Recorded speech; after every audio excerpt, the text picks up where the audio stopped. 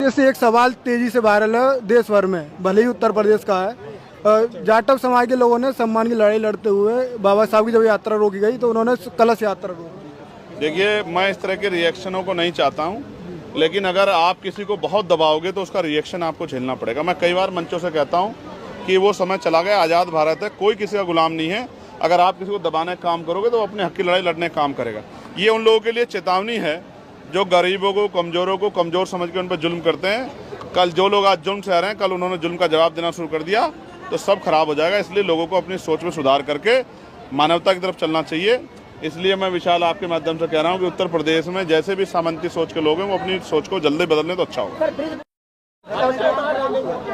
देखो, एक चीज़ आप जान लो, लोकतंत्र में जो लोग लड़ाई नहीं लड़ते हैं, आप लोग एक रात आएंगे उनके अधिकारों को लूटना बहुत आसान होता है।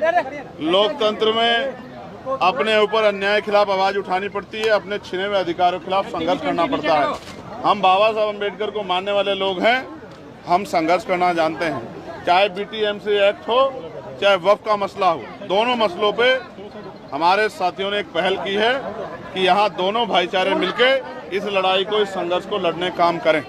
और मेरा विश्वास है आज जो पहल हुई है, आज यहाँ से जो अपील जाएगी वो लोगों तक पहुँचेगी और आने वाले कल में सब लोग एकजुट होकर इस लड़ाई को लड़ेंगे। BTMC एक्ट जो है वो हमारे लिए सम्मान का विषय है, क्योंकि जिस तरह से हमारे बौद्ध भिक्षुओं को, भंते भाइयों को वहाँ से अन्याय के खिलाफ आवाज़ उठाने पे जेल भेजने का काम किया, ये सरकार ने हमें चैलेंज करने का काम किया है।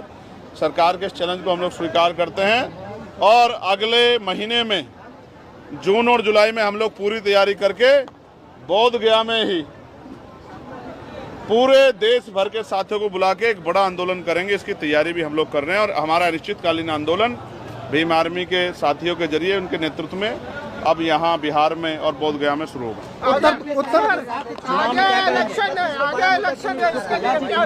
एक आदमी एक ही सवाल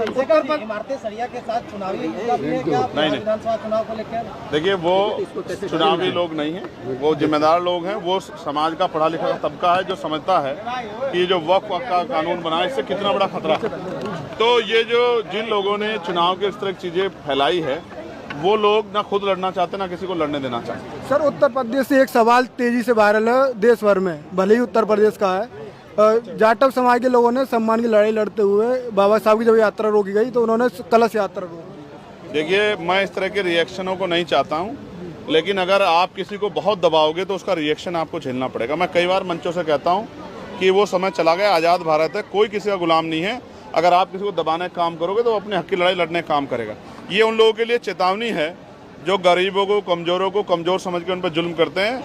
कल जो लोग आज जुल्म से रहे हैं, कल उन्होंने जुल्म का जवाब देना शुरू कर दिया तो सब खराब हो जाएगा। इसलिए लोगों को अपनी सोच में सुधार करके मानवता की तरफ चलना चाहिए। इसलिए मैं विशाल आपके माध्यम से कह रहा हूँ कि उत्तर प्रदेश में जैसे भी सामंती सोच के लोग हैं वो अपनी सोच को जल्दी बदलने तो अच्छा होगा।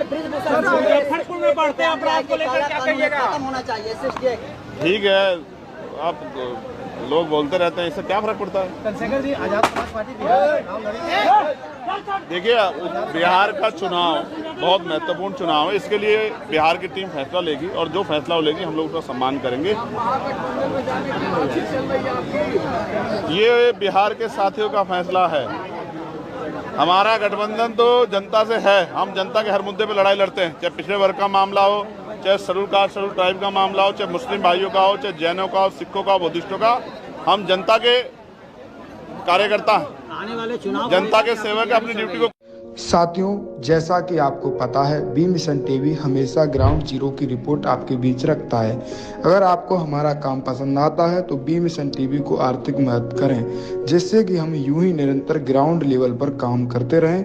स्क्रीन पर दिख रहे QR कोड को स्कैन करें और अपने दान की राशि बी मिशन टीवी के खाते में भेजें।